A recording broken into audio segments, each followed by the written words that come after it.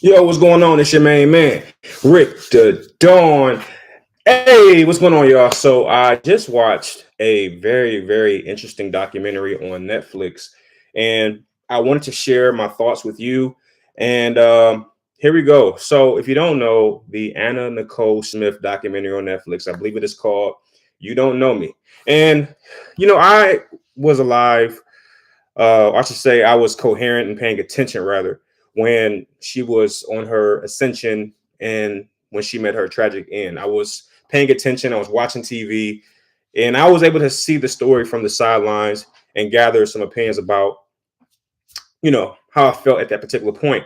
And watching this documentary, I always felt like I've heard a lot, but I didn't know the intricate details. And that's what this documentary does do. It does provide more clearer answers. Most of what I know about Anna Nicole came by way of tabloids. So I remember going to the grocery store with my mother and seeing Anna Nicole Smith. When you go and you purchase your food, you have the magazines on your left side or your right side, and you can see the latest gossip. That is where I saw Anna Nicole Smith the most. Okay. And also saw her quite a bit on shows like Howard Stern. I remember having the reality TV show. I remember all of that. And seeing it a second time was very, very eye opening. All right. So the question that guides this entire video or podcast, if you're listening there, by the way, you can listen to this video on the Rick and Dawn podcast if you haven't done so already. But the question that guides this entire segment is fame really worth it? So for those who don't know, Anna Nicole Smith is born in a very small space. I believe it's called Mexia or Mahia, Texas. And she's a small time girl. She even admitted to herself that she wasn't well known in high school. Nobody really paid her much attention, not the type of attention that she got later in her life.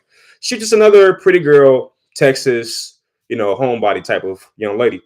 And then she has this issue with her mother, and she essentially runs away and tries to get away. And she does what most teenagers do, which is find a way to get out of your house. And I've been there too. At 16, I was headed for the border. I said, I can't live under these strict rules anymore. And I need to find a way to get up out of here. And apparently, I'm not the only one who feels that way. Anna Nicole went through the exact same thing. So she gets a job at a place called it's a fried chicken joint, okay? And she meets a guy there who basically doesn't give her the same attention as most other guys do. And that grabs her attention so much so that she eventually marries the guy. And they kind of go on and do their own thing. She ends up being at home a lot because the guy is pretty jealous, doesn't really want her to go out, right? And to ease that loneliness, she has a child with the guy. And from there, she starts figuring out or realizes that she has to support this child. So from there, she kind of moves, starts taking on odd jobs and gigs. One of those gigs being the strip club. And once there, she gets a taste of attention, the type of attention she might have been wanting from, the beginning when she realized, hey, this is a small town. I can't really quench the thirst that I have for attention in this small place. So she goes to the strip club. She's meeting all kinds of guys.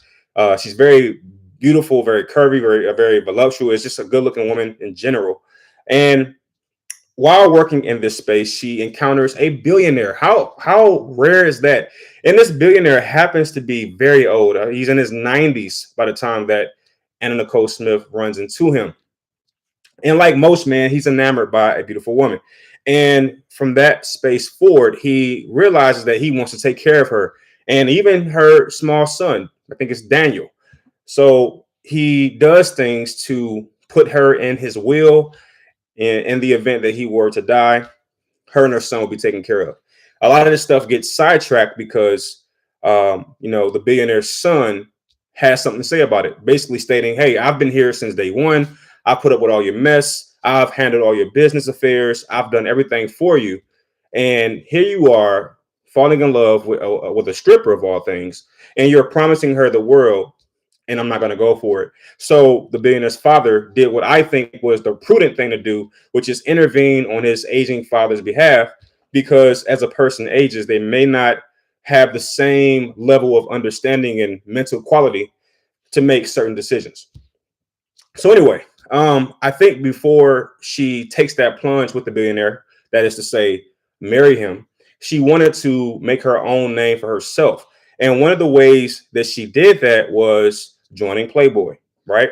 So she joins Playboy, and Hugh Hefner, being Hugh Hefner, sees a diamond in the dust, and he makes her the Playmate of the month, or was it the Playmate of the year, or both? Don't quote me on either of those, but essentially, he gives her the opportunity of a lifetime. And in this documentary, she even states that it was the dream job because it actually brought her dreams to reality. We know that her dreams from being in Mahia, Texas, were to blossom and get lots of attention and make a lot of money. And that is what Playboy afforded her. Okay. After joining Playboy, it is my understanding that she does marry the billionaire, and they're doing pretty good. Now, what was confusing for me in this documentary was while she was married, plenty of times on the Hollywood Strip, she was seen with different guys and kind of doing that kind of thing. And it made me wonder, did he not see that? Did he not know that was happening? Was it so much of an arrangement where he wasn't the jealous type? He's like, hey, he's 90 years old. He has a beautiful woman. Let her have her fun as long as she takes care of me. One of the most tragic parts of this documentary, and I'm not sure how they got the information or how they got the video or the clips or the sound bites, but one of the most tragic things that I heard, at least one of, was the billionaire making phone calls to Nicole Smith's cell phone. And you hear the first call, it goes to voicemail, and he leaves this gut wrenching voicemail on Anna Nicole Smith's cell phone, like, "Hey, your husband is calling. He's old." She doesn't answer. He calls again. "Hey, your husband misses you." She doesn't answer. Voicemail goes off, and I'm like, okay, they're gonna stop here. They keep going, like, "Hey, the love of my life, I'm thinking about you." Hang up the phone. Call back. "Hey, are you there?" Yeah. So if you don't understand what I'm saying is he was this old guy, 90 plus, calling this hot bombshell who, for all intents and purposes, is married to him, and he can't reach her. And not only that, he's basically practically begging for her just to answer the phone, right? She eventually answers the phone after what felt like 6 phone calls that just went to voicemail. She answered the phone, and apparently the reason she was not answering the phone is because she was asleep. So she answered the phone, and she says, "Hey, you call?" And he's like, "Hey, my sweet, I was just checking on you," something like that. And she's like getting mad at him, like not angry mad, but like jokingly mad, like, "I'm gonna kill you. I'm trying to get some sleep." And then he tries to give her these compliments, and she's like, "Look, just tell me, and tell me tomorrow. I won't remember today." She does that, and he's like, "Oh, okay, okay. Well, I love you, my dear." And he hangs up the phone. So it was very difficult to watch that because it's hard not to see what they don't want you to see. And I think what Anna Nicole, had she known that was put to the or given to the public, she would have wanted us to believe overall that she loved this guy for who he was, that she didn't want to use him for his money, that she really cared about him, and most of that may be true. But you couldn't tell me, you just couldn't, because I'm a I'm not a silly and naive individual. You couldn't tell me that she didn't treat him just a little bit like an ATM, just a little bit, right? And maybe he asked for that because he's a billionaire. He's 90. Hey, bro, why are you dating a Playboy Playmate? Like, seriously, if you're not expecting what comes with that. So I'm not saying or condemning Anna Nicole Smith whatsoever, or maybe just a little bit, but not as much as some might believe, right? So that was very difficult to watch. But eventually, the billionaire does pass away, and there starts to be this crazy frenzy over his will and who inherits all this money. And Anna Nicole basically tells the media, I think she even files a lawsuit saying that uh, the billionaire promised half of his estate or half of his fortune to her. And of course, the billionaire's son is just not going for it. He's just like, my father didn't say that. He wouldn't say that.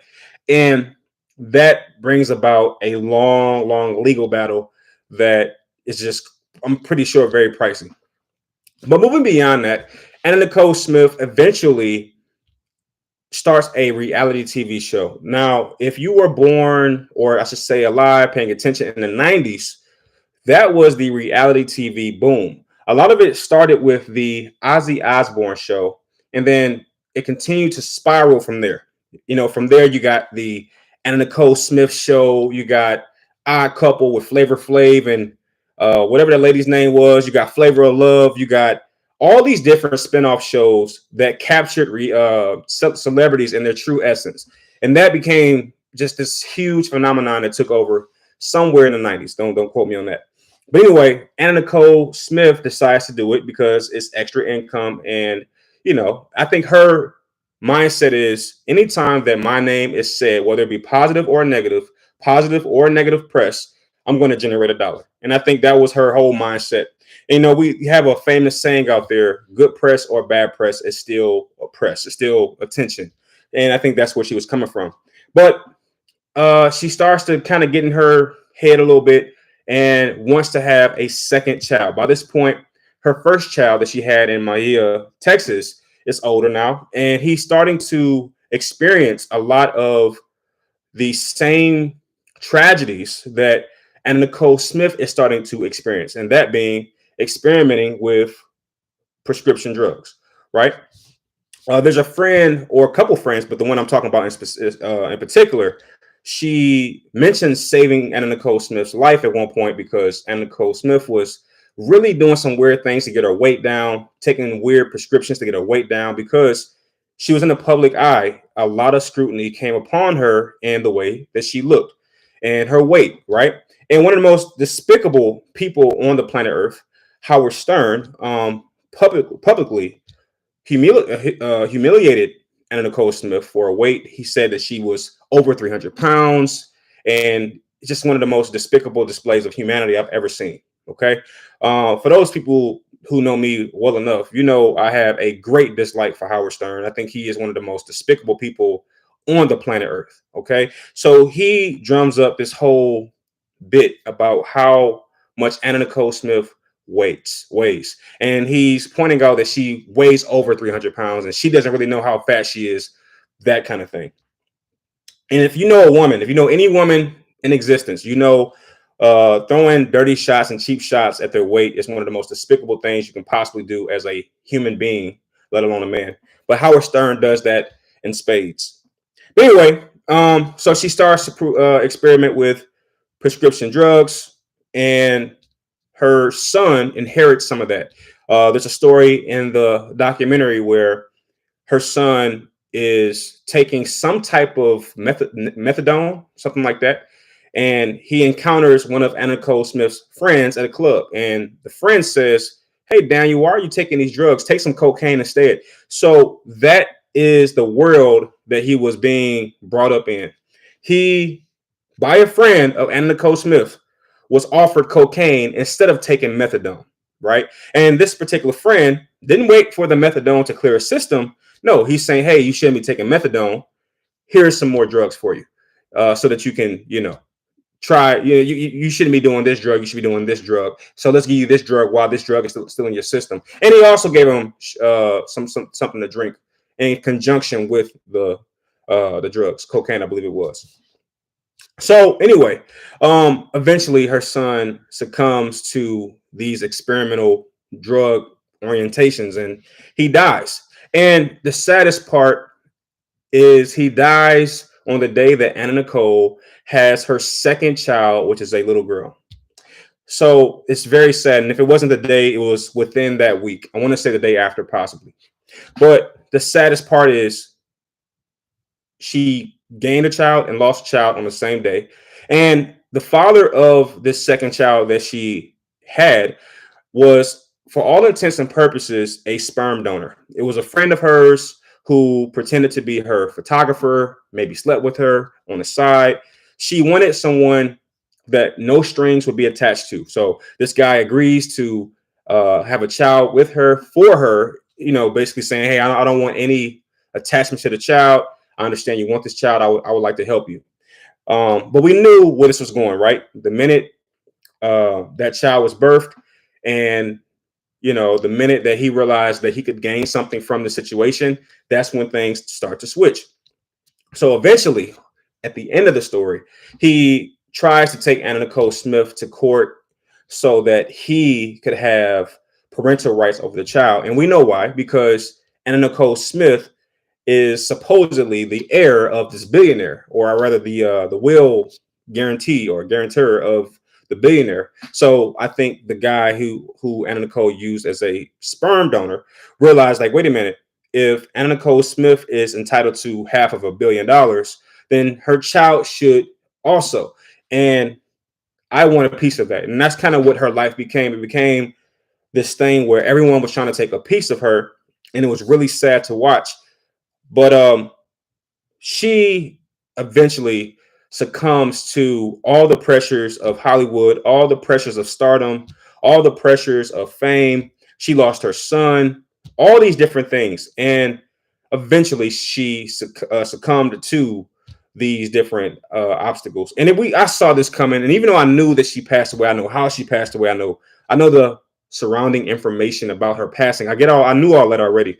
But this gave me a different look at. I looked at it differently now because I'm older. I think the first time or I should say the last time I even thought about Anna Nicole Smith, I had to be every bit of like 13 years old. I'm watching TV. She comes on, I turn it off. She passed away. It's just passing news for me. I'm not the biggest fan. I'm not heavily invested in her life. So I'm watching TV. She passes. It's like, oh, that's sad. And we keep it moving. But watching it now in my 30s is certainly a different. It was a different reaction to it because it was more sad now, and I knew it would happen because she was so attached to her son. She told the billionaire several times, like, everything I do, I'm doing it for Daniel. Everything she was doing was for Daniel. And, I really felt that she mishandled him. And, I hate to be critical, but that's what happened. She allowed him to see too much, to do too much, to just be involved in too much too soon. It had to be difficult to be soon. It had to be difficult to be Daniel with a mother like that. His mother is on or in Playboy magazines. She's most of the time very nude. You can only imagine what his life might have been like as he was in school. We know that school age children can be the worst. They can poke fun at you. They can ridicule you like nobody else. I think middle school kids, high school kids are some of the worst people on the planet for a time. But that is what he had to, that's what he was dealing with, I'm sure. So he passes away, and I just knew that it wouldn't be much long after that she would also, pass away by way of depression and prescriptions. I just kind of felt it was coming soon after his passing. And it turns out she had moved, and this is something I didn't know. She moved to the Bahamas because in the Bahamas, whoever signs the birth certificate is the legal father of the child. And by that point, the sperm donor had started to show interest that he wanted to be the father of the child because I think he smelled money. And her thing was, look, we had an agreement. You're not going to be involved. So she went to the Bahamas to try to avoid him. And she brought the guy who she was actually dating, her attorney, who she was also seeing. And she brought him to sign the birth certificate in the Bahamas, making him the legal father, right? But none of that really mattered because she ended up passing away. And unfortunately, because of the efforts of the billionaire's son, Anna Nicole's daughter was not given anything. She didn't inherit any of the billionaire's fortune. And that's another tragedy in of itself, because nothing came of all this fighting, all these legal battles. Nothing came of it, and none of it will benefit the young lady, her daughter, in the end. So the question is fame really worth it? All right, that's the big question. If you don't know, you can see this documentary on Netflix. If you want to know whether or not I recommend it, I absolutely do. In fact, I would give it a 9 out of 10 without question. Could things been different? That's a big question I often ask myself, or was asking myself as I was watching the documentary. Could things have been different for her? I'm not sure if the answer is yes. All I know is when people make their minds up about something, it's very, very difficult for that thing to be changed. I think it takes a lot of bad experiences for people to realize, wait a minute, let me think this over again, right? Because it's hard not to look at it this way. She was a young lady in Mahia, Texas. Had she been satisfied with Mahia, Texas, or just Texas in general, or the small life, or the normal life in general, would she still be alive today? I don't know. I feel like the answer is yes. I would like to think it is. But ultimately, that just wasn't enough. She had big dreams, big aspirations, and that caused her to do big things, try big things, take risks. And there's something to be said about why that's admirable. But the problem is it comes with a lot. Uh the guiding question for this whole video is fame really worth it?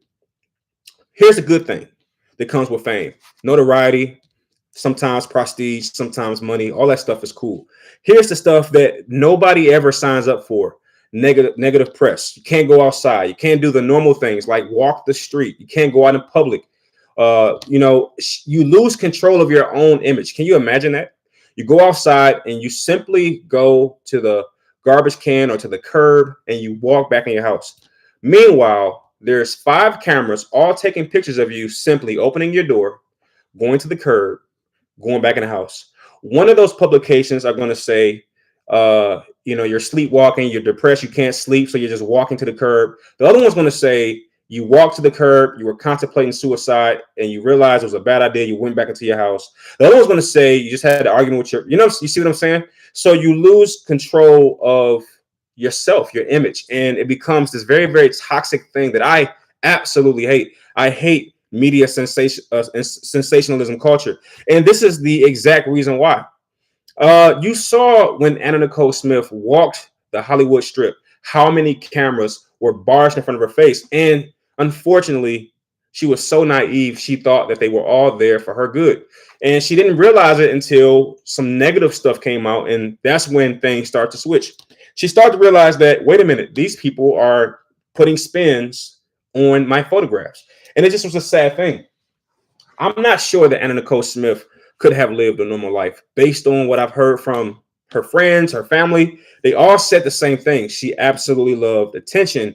And, that is the new drug. We see that now. And it's really sad because she would love this current era of life and time where people will do just about anything for a click or a like. This would have been her era, her golden time. And it's crazy because she passed away just before it. It's insane. Another thing I wanted to talk about is idolization. You can tell that she had a great admiration for Marilyn Monroe. It was mentioned several times in the documentary. And I want to say it's so important to be careful about idolizing people and looking at people as idols or gods even. We have that going on in today's culture where some people, not all, look at celebrities as if they're idols and role models and gods. And you have to be careful with that because they're not. They're normal people. And I know it's hard to see it that way. When you see somebody on television, it's hard not to think that they're more than just a human being. But let me tell you, they're just a human being with a camera in front of them. Okay, that's it. That's the only thing. That's the only difference. And we saw that several times in this documentary where Anna Nicole Smith had this great admiration for Marilyn Monroe. And why it's so crucial to be careful who you look up to, who you idolize. Don't idolize anybody as far as I'm concerned, but it's so important to be careful about that because she idolized Marilyn Monroe in a way that was unnatural. So unnatural that she almost died the exact same way or lived the same life arc that Marilyn Monroe lived. That's what it felt like. This seemed like Marilyn Monroe, the sequel. And it was even mentioned in this documentary that Anna Nicole felt as if she was the daughter of Marilyn Monroe, not literally, but hypothetically, or, just like she felt spiritually connected to her that much that she felt as if she was the daughter of Marilyn Monroe. Now, how insane is that? Be careful who you idolize. But anyway, the last point I want to make is secret battles. So You never really knew that Anna Nicole Smith was going through all this. You saw the tabloids, so you knew there might be something there, but it was hard to know for sure because she never came out really and spoke on it. But those secret battles are the same battles that ultimately took her life. And the crazy part is we all have them. We all have our secret battles. Every single person watching and or listening to this has something in their life that they're battling with. And I just pray that both you and I overcome these battles because it's such a tragedy when the battle wins. I believe that Anna Nicole Smith could have been a great inspiration for people. There's a lot of young ladies that live in small towns, black, white, Asian, orange, green, black, whatever, that want more out of life. And if nothing else, I hope this documentary shows them that it's not all worth it. Sometimes you sit in your little room, you sit in your little house, you got your little car, and you think to yourself, how great it would be if I had more. But as I stated earlier, there's more that comes with that. Yeah, it'll be cool to have your own private jet, but there's more that comes with it. Maintenance, price, danger because you're flying all the time. It's a lot that comes with it, right? Jealousy, people trying to use you, and maybe, just maybe, it's okay to be someone from a small town that no one pays attention to. At the very least, you have privacy, you have peace. And if you learn to appreciate that peace and not look at it as a negative, I think you might have the secret to life. The secret to life just might be being happy with what you have. The secret to life might be being content with what you have. The secret to life might be understanding that you have it better than a lot of people and that a lot of people would take your life as bad as you perceive it to be. Maybe that is the secret to life, right? And more importantly, whatever you're going through, you have to get through it. You got to battle it. You got to win. That's why it's called a battle. It's a secret battle. And I don't know how you beat your battle. I'm not sure how Anna Nicole could have beaten her battle with prescription drugs, but perhaps the first step would have been to admit she had a problem and to seek help. And if no help was available, then perhaps she would have had to dig deep and, put herself in an awkward space, like going to a space where no prescription pills were available, deleting the phone of her prescription providers. And, there's always a way. I do believe that. I always believe that there's a way. People make a way if they don't have a way. And it just depends. Do you want to make a way? That's the question. But I really enjoyed the documentary. I do recommend checking it out. I didn't want to watch it. I saw the thumbnail that Netflix provides for this whole series or the video, the movie documentary. And I was like, all right, I'll check it out one of these days. But I had some things I had to do. So I've turned it on in the background and it turned out to be very good. And I kind of put down what I was doing and watched the documentary and was very, very intrigued. So I do recommend it. Go check it out. And, I think you'll be happy you did. But nevertheless, thank you for checking this out. Throw a like on the video if you enjoy any of this. I'll see you on the next one. Peace.